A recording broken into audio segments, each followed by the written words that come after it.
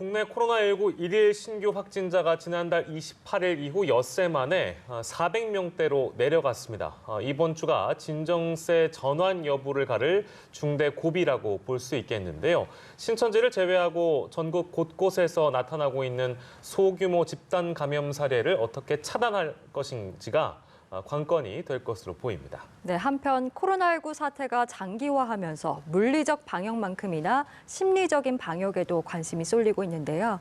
이와 관련해서 신현영 명지병원 가정의학과 교수와 또 유용화 한국외대 초빙 교수 모시고 관련 이야기 나눠보도록 하겠습니다. 어서 오십시오. 네, 안녕하십니까. 네, 앞서 말씀드린 대로 지난달 28일 이후에 이제 엿새 만에 증가폭은 400명대로 떨어진 것으로 보입니다. 일단 수적으로 보면 그런데요.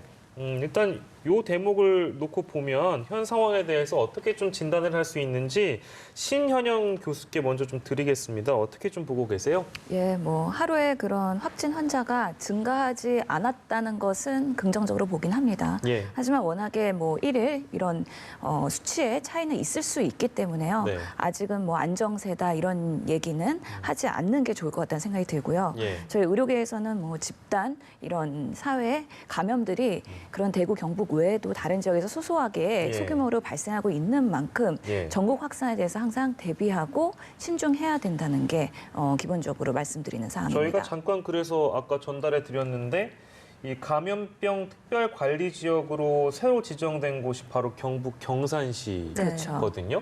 그러니까 이 대목도 보면 원래 우리가 이제 큰 두 개의 덩어리로 이제 지역적으로 본다면 대구와 청도가 있을 텐데 예. 지금 경산도 추가적으로 된 게 이제 일종의 클러스터 형태로 정부가 나서서 관리하겠다. 그 측면으로 봐야 될까요? 그렇죠. 그렇기 때문에 지금 경산 지역도 여러 가지 소규모 집단 발생이 있으면서 여러 가지 현장에서의 어려움들이 있었기 때문에 예. 이렇게 집중적으로 지원을 해달라 그런 요청들이 지속적으로 있었고요. 예. 그러면서 특별구역으로 지정을 하면서 조금 더 그 지역에 대한 뭔가 선제적인 그런 예. 지원 이런 것들이 필요한 상황으로 보입니다. 네, 예. 오늘 0시를 기준으로 사망자가 39명으로 늘었습니다. 조금 이따가 이제 질병관리본부 연결해서 사망자와 관련해서 구체적으로 어떤 질환들이 있었는지, 나이 이런 것들이 정확히 밝혀질 텐데 지금까지 사망자들의 추세를 보면 주로 고령자고 기저질환들이 있는 분들이었습니다만 그 33번째 사망자의 경우에는 사실 기저질환이 없는데 사망을 한 케이스여서 그렇죠. 좀 이례적인 케이스다라고 봐야 될까요? 그렇죠. 일반적이지 않습니다. 그래서 보통은 고령 플러스 기저질환, 이게 우리가 가장 큰 위험 요소라고 말씀을 드리긴 했는데요. 그럼에도 불구하고 기저질환이 없다고 해서 우리가 안심할 수 있느냐? 그건 아니라는 의미입니다. 네. 이미 유럽, 이탈리아에서도 이런 기저질환이 없는 사망 사례가 나온 것으로 보고되고 있는 만큼 우리가 고령 환자에 대한 조금 더 관심을 가질 필요가 있는 것이죠.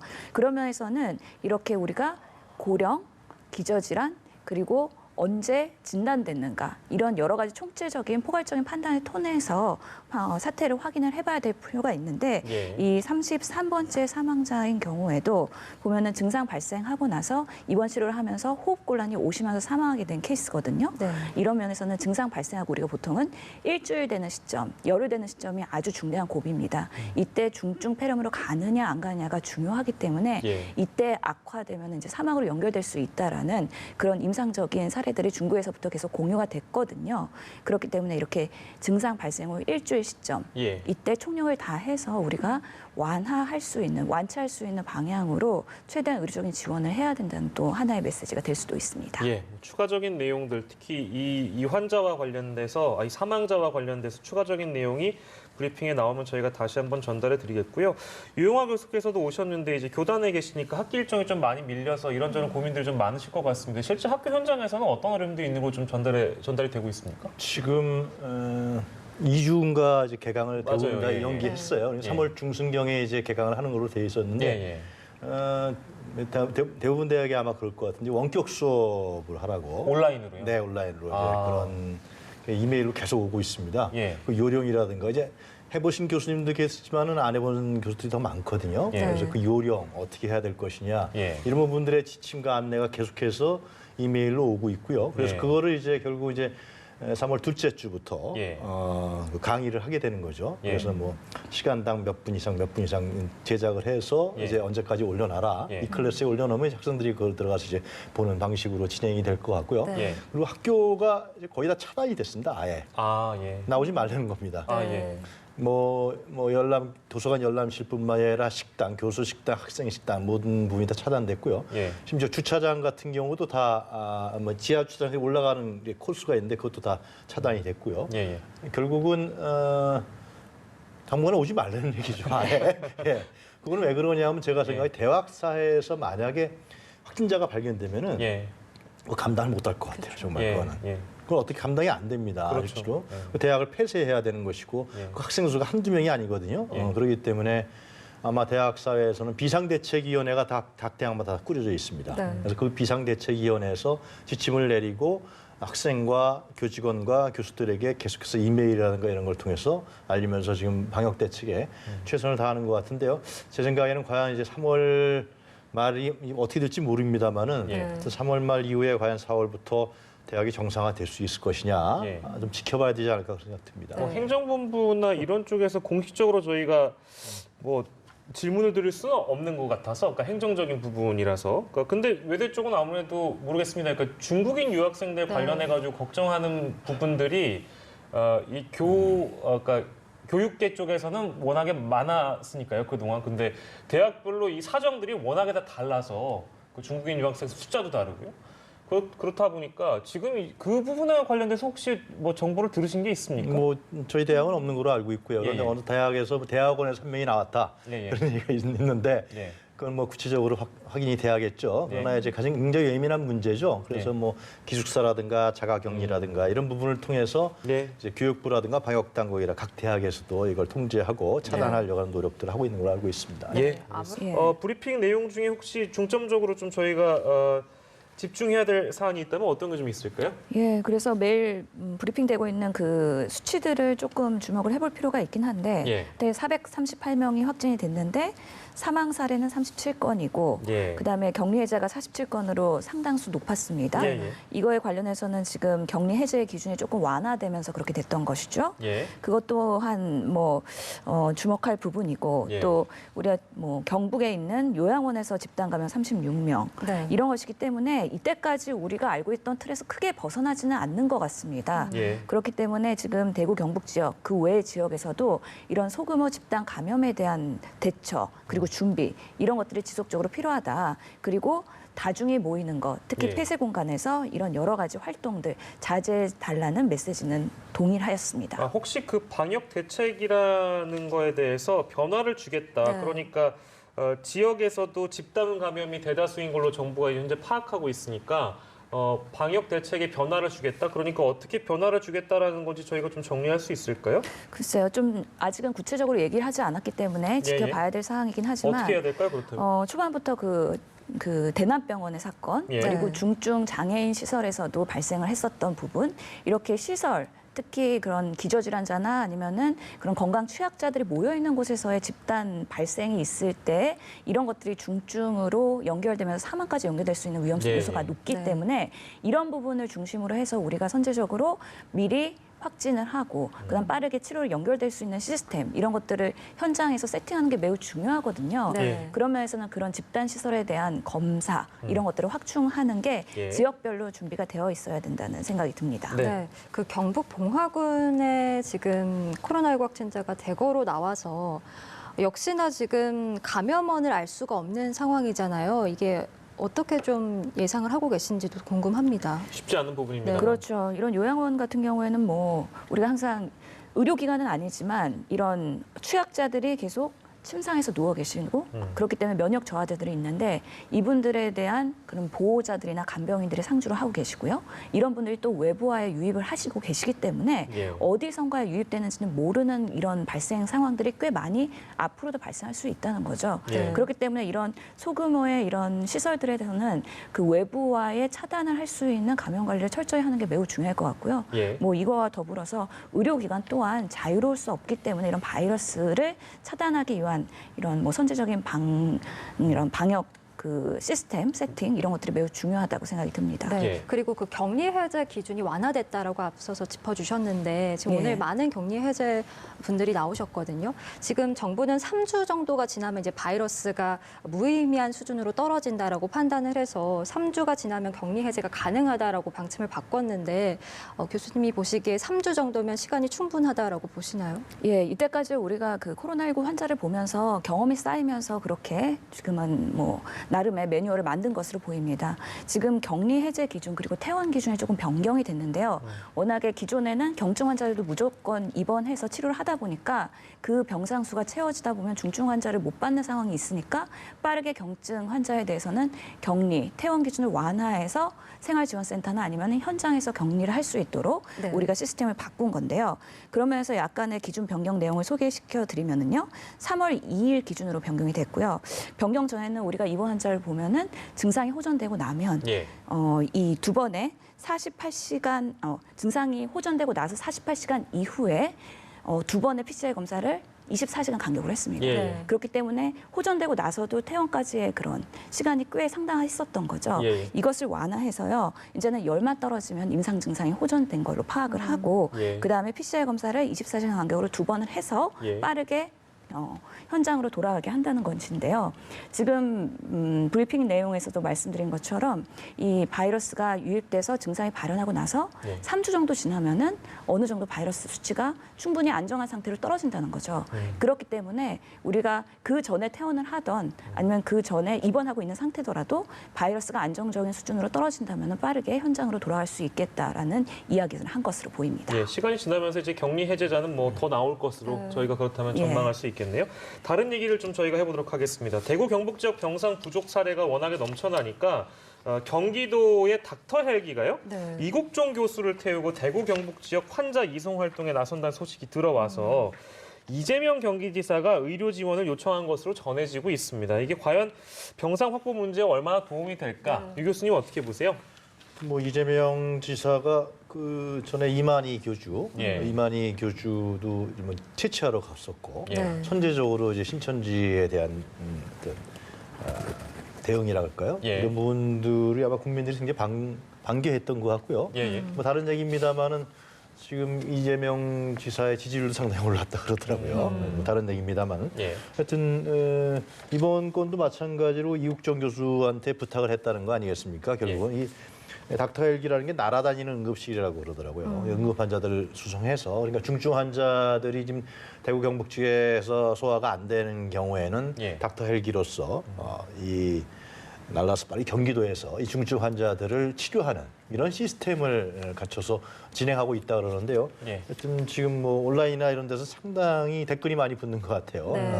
네. 이국정 교수가 실제로 또 국가를 위해서 또 국민을 위해서 많은 희생을 했던 그런 분으로 알려져 있기 때문에 의인적 성격이 있죠. 예. 이런 경우에도 이렇게 나타나서 한다는 것은 굉장히 반가운 일이다. 근데 이 외에도 실제로 뭐 의료계의 의사들이라든가 이런 분들이 지금 대구 경북 지역에 자원봉사하러 가는 예, 분들이 예. 굉장히 네. 많고요. 또 지방자치제도 뭐 그 광주 같은 경우는 실제로 광주시장, 뭐 시의회의장, 뭐 의료단체 모두가 다 그러면 우리가 대구 경북 지역 환자들을 받겠다. 받아서 우리가 뭐 가려도 하고 중증 환자뿐만이 아니라 경증 환자 다 받겠다 이런 경우도 있고요. 네. 전국에서 하여튼 대구 경북을 도와주려고 하는 일단 대구 경북에서 차단을 해야 되니까요. 네. 그러한 사례들은 상당히 활발하게 또 일어나고 있는 것으로 알고 있습니다. 네.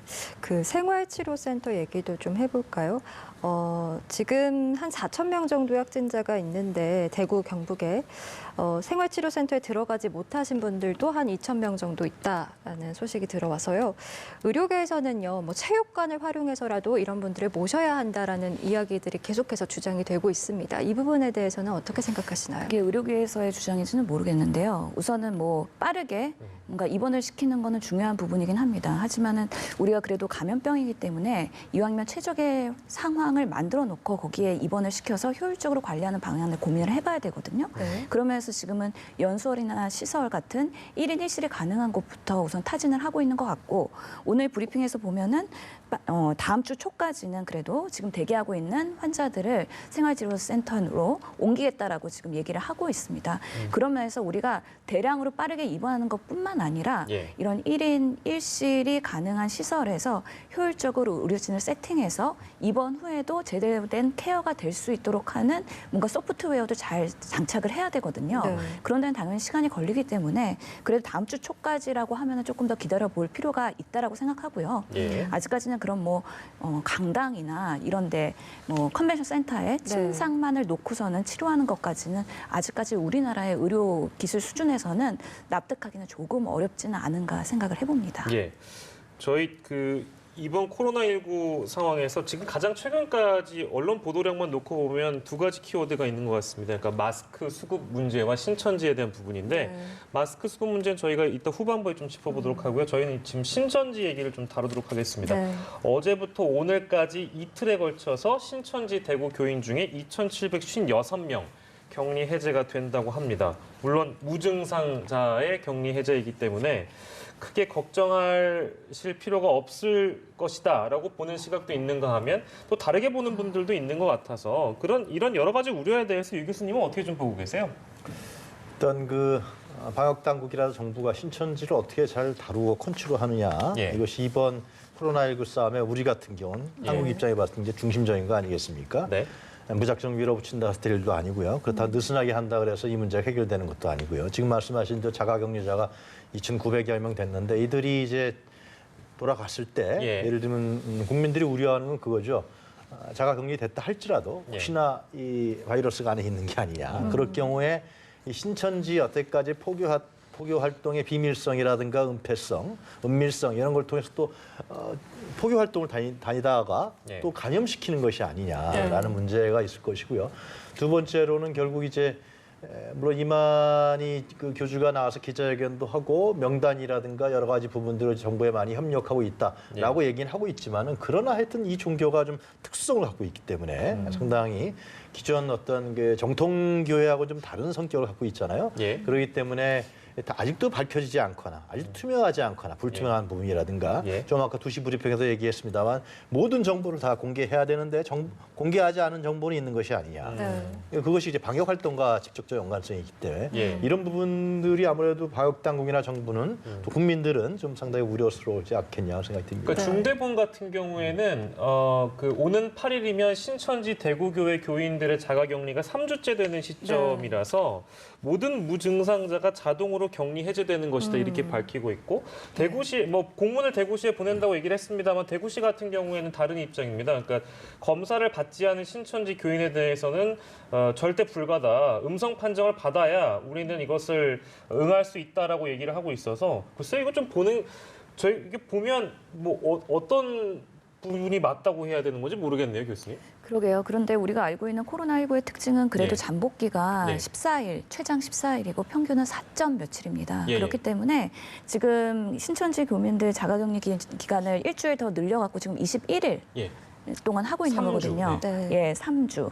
그렇죠. 예. 왜냐하면 2월 16일 마지막 그 슈퍼 전파 예배 예, 사건 이후에 3주기 때문에 3월 8일이거든요. 예. 그렇기 때문에 충분히 어느 정도의 의학적으로는 자가 격리의 기간을 두었기 때문에 이런 면에서는 더 이상의 자가 격리를 해야 될 의학적인 필요성은 판단되지는 않습니다. 예. 다만 우리가 그런 신뢰의 문제, 예. 또 은밀하게 뭔가 다른 또 바이러스가 2차, 3차 감염으로 연결될까 봐 그런 두려움 때문에 예. 그 대구 경북 지역에서는 조금 더 보수적으로 이렇게 대응을 하려는 부분이 있는 것 같습니다. 예, 그 검사의 필요성에 대해서는 그렇다면 검사의 필요성에 대해서는 글쎄요. 모든 자가격리를 종료하는 사람들이 검사를 해야 된다라는 것은 예. 지금까지 오늘 브리핑에서도 마찬가지로 예.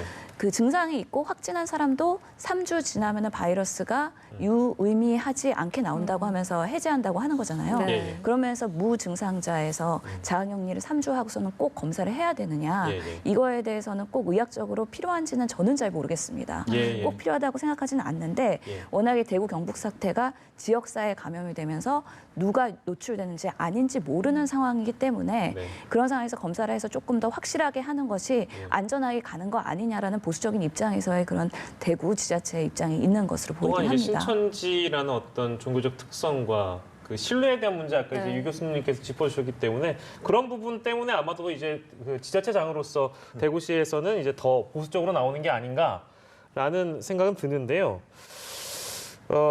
이 얘기 저희 뭐 어차피 뒤에 하긴 할 건데 그냥 단도직입적으로 좀 여쭙겠습니다. 그러니까 그 압수수색에 대한 부분이 네. 있잖아요.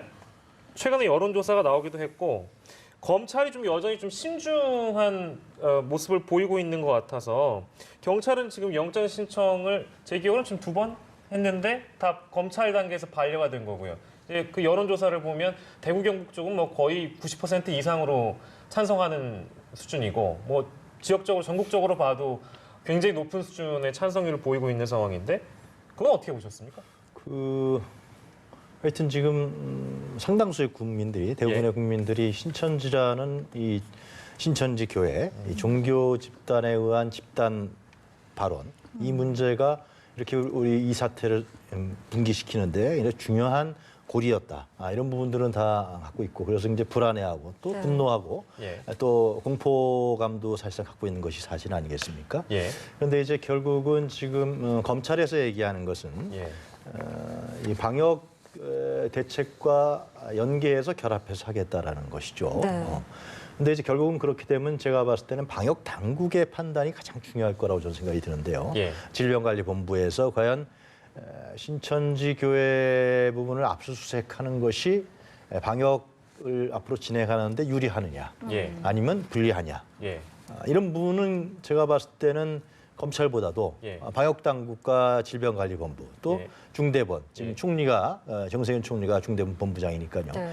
거기서 내리는 것이 전 제일 정확하다고 보여지고 또 정보도 제가 보기에 제일 풍부할 것 같아요. 예. 그리고 신천지 쪽에 명단에 대한 섭외도 계속 딜도 그쪽에서 하지 않았습니까? 네. 총리실의 민정실장인가 그 장관이 했다고 뭐 언론에 잠깐 나온 것 같은데 그래서 여러 가지 얘기가 있었겠죠. 명단을 제공할 때 어떻게 협력하겠다 아니면 이거면 안 된다. 예. 여러 가지 부분이 저는 있었을 거라고 생각이 들어요. 그리고 투명하게 하지 않을 경우에는 정부는 어쩔 수 없이 뭘 하겠다 이런 부분들이 있었을 거라고 생각이 되기 때문에 일단은 하여튼 이것이 뭐 윤석열 총장이라든가 뭐 추미애 장관 이런 부분하고 차원으로 이걸 짚는 건 제가 보기엔 틀렸다고 생각이 들고요. 네. 예. 뭐 대검이나 윤 총장이 이런 부분 갖고 협력하지 않을 이유가 하등의 이유가 저는 없다고 생각합니다. 예. 이것은. 그렇기 때문에 방역 당국과 대검 이런 부분들이 유기적으로 협력을 해서 과연 그런데도 불구하고 지금 이제 2시에도 브리핑이 나왔습니다만 각종 정보가 더 와야 되는데 네. 결국은 이제 그 발원지가 어딘지 그리고 예. 어떻게 되는지 부분을 더욱더 방역 당국에서는 필요하지 않겠습니까? 예. 이런 부분들을 예를 들면 신천지에서 할 수 있는 정보인데 제공하지 않는다. 예. 또 신도들에게 예를 들면 비밀로 무슨 뭐 지시를 내린다. 예. 이렇게 되면은 진짜 강력한 수사라든가 이런 부분들이 들어가야 될 거고요. 예. 아니면은 이런 상태에서 더 정보를 얻는 것이 유리하다라고 판단하면은 그것은 방역 당국이라든가 대검 이런 부분에서 잘 이렇게 컨트롤을 하면서 뭐 시한이 언제일까는 모르겠습니다만 상당히 유연하고 중간적인 판단들이 중요할 텐데 예. 그래서 저는 방역 당국의 판단이 가장 중요하게 우리가 봐야 되지 않을까 생각합니다. 네. 예. 근데 오늘 좀 눈에 띄는 신천지의 새로운 행보가 나와서 이 부분을 짚어보고 싶은데 코로나19 극복을 위해서 사회복지 공동 모금에 120억 원 정도를 기부했다고 하더라고요. 이게 강제 수사에 대한 압박 때문인지 기부의 배경에 대해서 좀 어떻게 보고 계신가요? 일단 이만희 총회장이 신천지 총회장이 기자회견 했을 때 뭐 국민들한테 절도하고 했지만은 이제 상당히 아쉬워했던 거는 신도들에게 거기에 뭐 특성에 대해서 우리가 뭐 확실히 아는 건 아닙니다만 상당히 수직적 관계 아니겠습니까? 네. 수직적 관계고 지시를 내리면 다 따르고 신도들에게 예를 들면 협조해라 아니면은 이 부분에 대해서 우리가 정부에게 다 모든 걸 내놓고 오픈해야 된다. 이런 지시는 없었다는 것이 아쉬웠다는 거 아니겠어요? 네. 결국은요. 그런 부분이 있었으면 더 좋았을 텐데 결국은 그것은 이만희 총회장이 아직도 이 신천지라는 이 종교 집단에 갖고 있던 자기네들의 재산이라든가 신도라든가 이런 부분을 유지하고 싶은 마음이 강한 것이죠. 근데 그런 부분들이 혹시나 이 방역 부분에 있어서의 투명성과 공개성을 해친 것이 아닌지 이런 부분들에 대해서 이제 우려하는 것인데요. 예. 하여튼 지금 이 120억을 희사했다라는 것은 자기네들은 하여튼 정부라든가 예. 네. 그리고 죄스럽다 이런 부분에 대한 표시라고 보이는데요. 그런 것은 뭐 나쁜 부분은 아니겠지만 그러나 그걸 계기로 해서 예를 들면 뒤로는 다른 짓을 한다든가 네. 예. 자꾸만 불투명하게 한다든가 폐쇄적으로 한다든가 이런 부분들은 좀 없었으면 좋겠다 그런 생각이 듭니다. 예, 뭐 신천지발 감염이라는 것이 아직 뭐 드러나지 않은 것이 있을 수도 있고 뭐 드러난 것을 파악한다고 하더라도 정보의 투명성에 대해서 많은 분들이 이제 의문을 갖고 있는 상황이기 때문에 저희가 이 내용을 짚는 건데요. 상대적으로 대구에 비해서 다른 지역은 좀 덜 집중되고 네. 있어서 이 부분을 좀 더 유의 있게 좀 들여봐야 된다라는 그런 지적도 있어서요. 신현영 교수께서 어떻게 보고 계세요? 그렇죠. 지금 신천지 전수조사를 해보니까 대구 경북 지역에서 중상자들 부터 해서 검사를 해보니까 확진 비율이 62% 정도 됐었고 예. 대구 경북 지역 이외의 신천지 그 신도들 검사하니까 한 1.7% 정도라고 발표를 한 바가 있었습니다. 네. 그만큼 지금 신천지와 관련된 거는 다행히 대구 경북에 집중되어 있다는 거죠. 예. 하지만 뭐 소소하게 그 외에도 여러 가지 소규모의 신천지와 연결된 시설에서의 집단 발생은 보고된 바가 있기는 합니다. 예. 그 때문에 이런 것들을 보면서 우리가 그러면은 검사 대상자의 우선순위를 어디로 둘 것이냐라는 것들을 이제 중대본에서 판단할 수 있을 텐데요. 예. 그런 면에서 지금 대구 경북 지역에서는 이제 신천지 중심으로 하던 검사를 대구 일반 시민 중심으로 좀 돌리겠다라고 얘기를 한 바가 있고요. 예. 다른 지역에서도 이제 신천지에 너무 매몰되지 말고 예. 다른 그런 취약자들에 대한 집단 시설이나 이런 확산의 우려가 있는 곳부터 우선순위를 가지고서는 검사를 해야 되겠다. 예. 이런 지금 시스템으로 가고 있는 것으로 보입니다. 예. 네, 그 신뢰성 문제가 계속해서 제기되니까 정부가 오늘 오전에 이제 과천 신천지교회 본부에 대해서 행정조사에 나섰다라는 소식이 전해졌는데 여기에 검찰청 포렌식 분석팀도 함께 이제 조사에 참여를 했다고 하더라고요. 그 결국에는 자료 검증의 필요성이 있다라고 봤다고 해석을 해야 글쎄요, 될까요? 제가 개인적으로 추정하기에는 물론 이제 방역 당국이라든가 정부 핵심처에서는 이 문제에 대해서 많은 정보를 갖고 있고 판단할 거라고 여겨지는데 제가 생각하기에는 지금 안 밝혀진 부분들이 그 31번째 확진자인가요? 예. 그분이 이제 결국은 가장 크게 이 감염시켰다는 거 아닙니까? 그런데 네. 방역 당국 발표에 의하면 31번째 환자도 처음이 아니다라는 거죠. 그럼 처음이 누구냐? 예. 이것이 계속해서 나오는 부분들이 이 신천지 교회에 다른 사람들이 있는 것이 아니냐. 그래서 최근에 예. 법무부 당국의 발표에 따르면은 그 12월 달에 이미 그 우한에 상당 수백 명의 신천지 신도들이 교회 활동을, 종교 활동을 했고 또 1월에 그 신천 중국 우한에 있는 사람들과 한국에 교류가 있었다. 신도 간에 교류가 있었다라는 부분들이 지금 이제 그 출입국 관리라든가 이런 걸 통해서 밝혀진 거 아니겠습니까? 예. 네. 근데 이제 더 중요한 게 뭐냐면 또 이제 뭐 그 대남병원의 장례식에 대한 문제도 있는 거고, 예. 그러니까 신천지 지도부들도 있는 것이고, 그래서 이런 부분들이 빨리 밝혀져야 예를 들면 더 방역 당국 입장에 봤을 때는 더 철저하게. 그러면 제일 처음 한 사람이 누구냐? 그 사람의 활동 반경이 어디냐? 전국 어디였느냐? 이런 부분들 속에서 또 이제 확실하게 차단을 할 수 있는 것인데 네. 이런 부분은 사실상 지금 제가 봤을 때는 그렇게 공개적인 것 같지가 않아요. 그 이유는 잘 모르겠습니다. 그래서 만약에 제가 봤을 때는 포렌식 시스템이 들어가서 한다 그러면은 네. 그 문제에 대한 부분이 아니겠느냐라는 생각이 듭니다. 그래서 그 휴대폰이라든가 이런 걸 통해서 보면은 과연 그 신천지 그 교인들이 신도들이 왔다 갔다 하면서 예. 실제로 우리가 2월 4일 날 그 우한을 막지 않았습니까? 예. 2월 3일 날인가 미국이 막았는데 우리는 늦게 막은 건 아니에요, 실제로. 그 전에 그럼 이들이 활동을 통해서 이것이 발원지가 된 것이냐라는 문제. 그래야만 차단을 더 정확하게 할 수 있을 테니까요. 이런 부분들은 제가 봤을 때는 이것이 예를 들면 뭐 그걸 밝히지 않고 방해하고 예를 들면 정확하게 협조 안 한다 그러면 이번에 개정된 국회에서 통과된 감염병 예방관리법에도 적용될 수 있을 거라 생각이 들 수 있고요. 네. 업무방해죄도 들어갈 수 있기 때문에 이런 부분들은 좀 정확하게 할 필요가 있겠죠. 그래서 그 기초적인 원인들 또 이제 근원들 이런 부분들에 대해서 아는 것은 현재 방역 시스템에 중요하기 때문에 네. 그런 일환이 아니냐 저는 추정하는데요. 하여튼 뭐 예. 발표가 있어야겠죠. 예. 예, 알겠습니다. 신천지 관련된 부분 저희가 좀 집중해서 짚어봤고요. 주목해 볼 만한 소식이 있어서 요거 저희가 좀 얘기하고 가겠습니다.